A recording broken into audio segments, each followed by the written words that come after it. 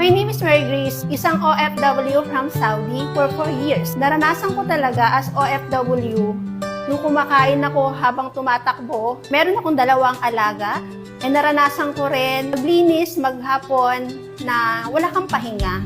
And then I realized na hindi ako habang buhay as OFW.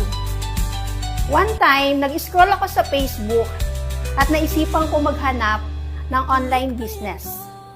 Hanggang sa nakita ko to, pinagdasal ko yung magandang opportunity na kung saan yung Global Pinoy Travel and Tours ay nakita ko.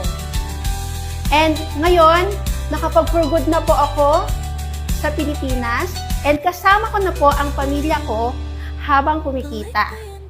Ngayon, sa times 2 na kinikita ko dito sa ginagawa kong negosyo, napaka-amazing.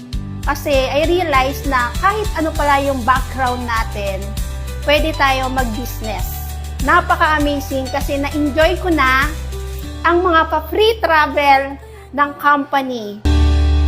Balik ba